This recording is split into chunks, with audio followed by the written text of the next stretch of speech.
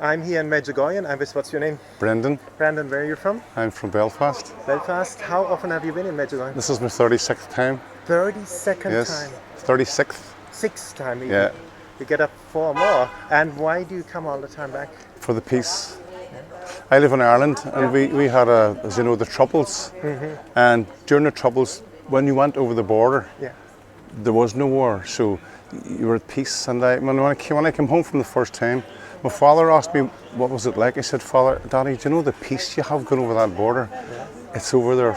You'll get it no matter what you do. So he says, I want to come with you. My mother and father came here 26 times. And Our Lady calls herself the Queen of Peace because it's peaceful. You'll not get it anywhere in the world. And that's why I keep coming back, to find that peace, which you'll only find here, nowhere else. It's incredible. It's incredible. And you always have been Catholic? I mean, we pray the Yes, rosary here, we do yes. confession, I was adoration, born the a whole Catholic program. and raised a Catholic. Yeah. We lost our home during the Troubles. Yeah. We lived in a mixed area, but it was the Protestant friends on our street that saved our house from getting burnt down from the other side. You know, there's good and bad on both sides. And it was the good people that saved our house. And my mum and daddy, we prayed the rosary every day when we were children. And it's just something we always knew. We've never had any hatred towards anyone. None of us ever get involved in any armies or none. We're just simple people. Yeah. And we've always been that way, you know. And coming to Medjugorje was because my brother was dying of multiple sclerosis. Yeah. He asked me to take him to Lourdes. And I said, "Shit, don't even believe in God," because he didn't at the time. He used to do magic, tarot cards. He was a hypnosis. He done hypnosis. And because he got very ill, I became his main carer. And over a period of time, with my friends going around to the house and saying a wee bit of the rosary here and singing a few hymns, and we got him involved in it. And I left him a film one time. It was just a puppet thing, but it was about Jairus' daughter's view of Jesus. Now, when it was finished, I went round and he says, "I didn't know Jesus suffered so much for me." And I never got that out of him. And he said, "Every time I get a scratch, I'm going to say, 'Jesus, this is for you,' because he couldn't even move his arms."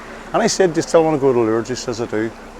And I says, "Well, okay, well, then we'll make arrangements." But during that making arrangements, someone says, "Take him to Medjugorje. Our Lady's there now." So we came here and we brought him here and looked after him for a week. We brought him up this Blue Cross. We brought him everywhere. We made a hoist and we carried him up everywhere. And he had a wonderful experience. And through my brother's illness, my whole family went, friends out of work. Honest to God, we filled plane loads. He said to me one day, "I never got a miracle." And I said, "Your miracle is the faith that you got. That's the miracle." And your illness was part of it, because see, your illness, that's brought so many people here. Because we came here, because of your illness. And look how many people came here to see what we seen when we brought you here. And they've come back numerous times as well. Always. That's so always. amazing. And the group we come with today, there's 68 of us, but there's always more than 40. One year we came, there was 127, I think. Wow. We always come as a big, and they're always friends and new friends, and everybody who comes here for the first time is coming back. Everybody. And for you personally, what did Medjugorje do to you? For me, I suppose it fulfilled my faith. I've never cried anywhere but here.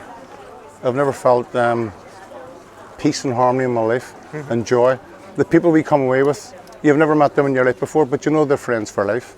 Everyone has, the whole conversation is about our faith and what it means to us. And we open up about what the problems in our lives, and we help each other. You know, God is alive here. I had a friend who was a Presbyterian. Her mother and father died within 6 weeks of each other. And she said, she was in the depths of depression. And I said, "Why don't you come with us, Hazel, to Medjugorje?" She says, "I'm not a Catholic." I said, "It's not about Catholicism, it's about finding God." I says, "And come with us." And she came 6 times with us. And she found God, and she loves this place. Wow. You know? She always comes back as well? She's been here 6 times. She didn't come this time, but she'll be back. Wow. She'll be back. Amazing. And you pray the rosary? Oh yeah, and she learned, yes, of course. And she actually led the rosary one time. And she's praying it? She learned it here. I think she may be, I don't know. And for you, what is the rosary prayer? What does it The rosary is, well, my mother got ill, that's when I understood the rosary. People could have walked past me. I was saying the rosary, walking down the street.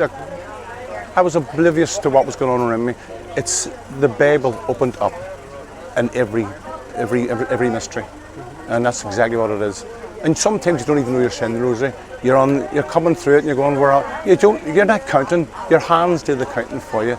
You know, they keep you to the end of your life. But you concentrate on every mystery. And it's a very deep prayer, very deep prayer. It's the greatest prayer of them all.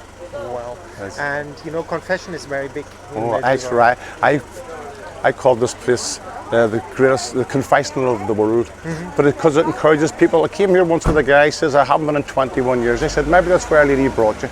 He says, no, the things I've done. He says, that's why you're here. And he came and he went to confession. Because when you see people at confession all around you, it kind of encourages you. Because back home you don't see anyone going to confession. You know, there's no one going to the churches, but here everyone's going to church. Everyone's praying the rosary. Everyone's going to confession. Everyone's opening up about the God that we don't talk about back home. You know, so we need to come here and refresh ourselves. Absolutely, they're recharging like the battery of a mobile phone. Sometimes I would come twice a year, sometimes 3 times a year, but as often as I can. You know. And what would you tell people who are scared to go to confession? Maybe somebody's listening now and wants What to are go. you scared of? You wouldn't need a psychiatrist in the world if you wanted a confession, because it takes it all away. It's gone. Whatever your problem is, it's gone. And it won't eat you up anymore. It's like a cancer, an internal cancer you're holding on to. Give it away. Give it to Jesus. Give it to His Father. Is fasting hard for you? Fasting, I used to fast every Friday and every Wednesday. Yeah. And because I work in the catering industry, I found it very, very hard. So I only fasted to 6 o'clock at night because I couldn't stick it any longer in it. Yeah. But it's a tremendous thing to do. Yeah. You know, sometimes you don't have to. Sometimes people would say, "I'll fast from watching television," or "I'll fast." I said, well, do something. Do something. You know. And when I climbed that mountain, I did my bare. I do mostly try to do my bare feet, as much as it's hard. I'm not a great prayer, but I pray sort of with playing the guitar in my bare feet, sharing my stories and being with all these lovely people, you know. Unbelievable, so beautiful. And at the end, what would you tell people? Why come to Medjugorje? Come to Medjugorje just once, and I'll guarantee you'll be back. If you open up your heart when you're here, and just walk about and ask God to come into your heart.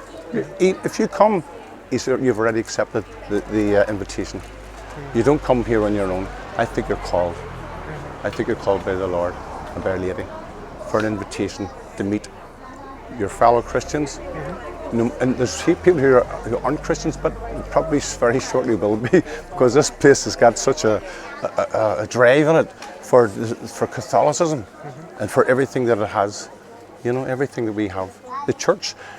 The 5 senses is touched. You touch the holy water, you smell the incense, you hear the music, you consume the Lord. You know, you see the beautiful statues and the images. Every sense is touched when you go into a church.